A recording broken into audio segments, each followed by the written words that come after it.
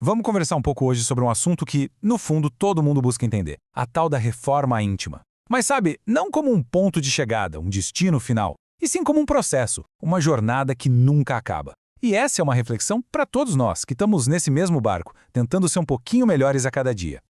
Para começar, eu queria lançar uma pergunta que parece, bem, impossível, né? Imagina só, como é que alguém conserta um avião enquanto ele está voando? Com passageiros, tripulação, no meio do caminho para o seu destino. Guarde essa imagem, porque ela é a chave para a gente desvendar o grande segredo da nossa melhoria pessoal. A reforma íntima é exatamente isso.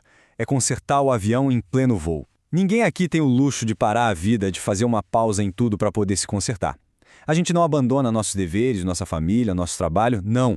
A melhoria acontece agora, enquanto a gente vive. Então, vamos lá. Esse é o nosso ponto de partida. A gente precisa entender de uma vez por todas que a nossa vida, a nossa rotina, é a viagem e o veículo, tudo ao mesmo tempo.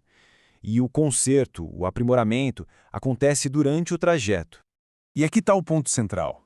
A gente não pode esperar ser perfeito para começar a fazer alguma coisa, para começar a servir, a agir. É o contrário. É justamente o trabalho, é a ação, é o dia a dia que vai nos aperfeiçoando. O trabalho mexe com a gente, nos transforma. Olha, o Chico Xavier usou uma imagem que é de uma humildade e uma clareza impressionantes. Ele dizia que se sentia como um verme, uma lesma, mas tinha um detalhe fundamental aí: uma alma que rasteja sempre para frente. Entende? A velocidade não importa tanto. O que importa é a direção, é não parar de seguir em frente. Muito bem. Superada essa primeira ideia, a gente chega num marco fundamental dessa jornada, que é ter a coragem de olhar no espelho e se enxergar com total clareza. Vamos pensar numa coisa. Por que Jesus não escolheu colaboradores perfeitos, anjos, espíritos puros? Ele escolheu gente como a gente. Pessoas cheias de defeitos, em plena jornada de melhoria. E a razão é até simples, né? Como é que a gente ia se conectar com a perfeição? A gente se conecta com a luta, com a caminhada do outro.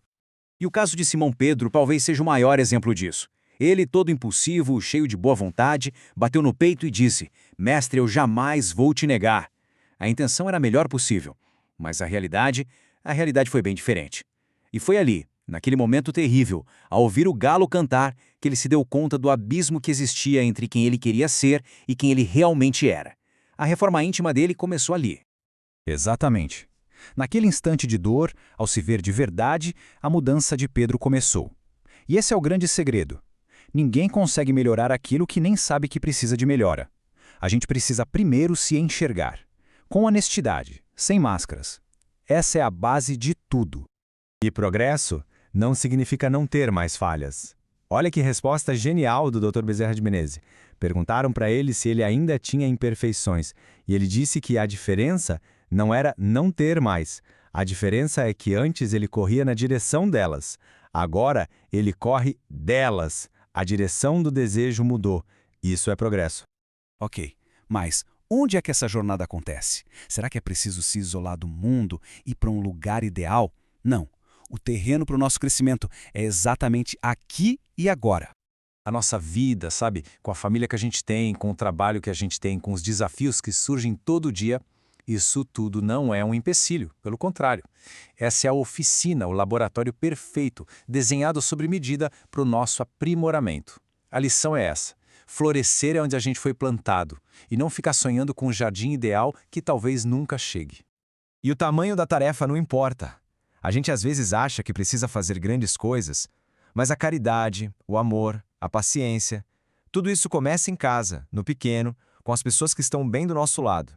A questão não é a quantidade, é a qualidade. Afinal, como é que alguém vai ser fiel no muito se ainda não aprendeu a ser fiel no pouco, né?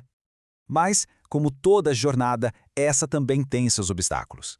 E o principal, o mais traiçoeiro, é uma barreira que a gente mesmo constrói, tijolo por tijolo. A cortina do nosso próprio eu. A gente conhece a lenda de Narciso, aquele jovem que se apaixonou pela própria imagem refletida na água. Pois é, essa lenda está mais viva do que nunca dentro de nós. O nosso eu, o nosso ego, funciona como uma cortina. A gente fica tão apaixonado pela nossa própria imagem, pelas nossas próprias ideias, que acaba ficando cego para o resto do mundo. E essa cortina é tecida basicamente com 3 fios: o egoísmo, o orgulho e um que é bem sutil, o interesse pessoal. E aqui precisa ter muita atenção, porque às vezes a gente faz o bem, ajuda os outros, mas lá no fundo a motivação escondida ainda é o nosso próprio interesse.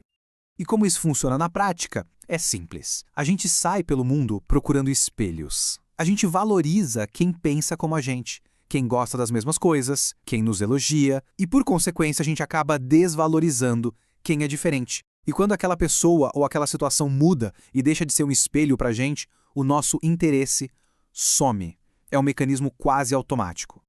Então, se a jornada é tão longa e o maior obstáculo somos nós mesmos, de onde a gente tira forças?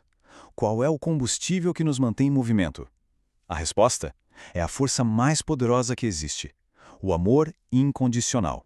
Vamos pensar numa coisa bem simples. Uma mãe, ela ama menos o seu filho bebê só porque ele ainda não sabe andar, ou falar, ou porque ele faz bagunça? Claro que não. A mãe ama o filho e ponto. O amor dela não é um prêmio pelo bom comportamento da criança. E aqui está a grande virada de chave. O nosso amor, muitas vezes, ainda é um amor comerciante. É um amor de troca, que espera algo de volta. Eu te amo se você for assim.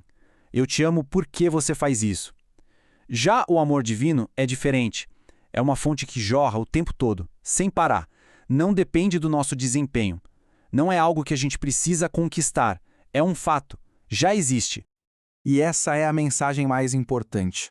Ninguém precisa primeiro virar um anjo para depois ser digno de amor. A lógica é exatamente o contrário. A gente já é amado, de forma total e incondicional. E é a certeza desse amor que nos dá a força e a segurança para começar a jornada de se tornar um. O amor não é a medalha na linha de chegada, é o combustível no tanque desde o começo.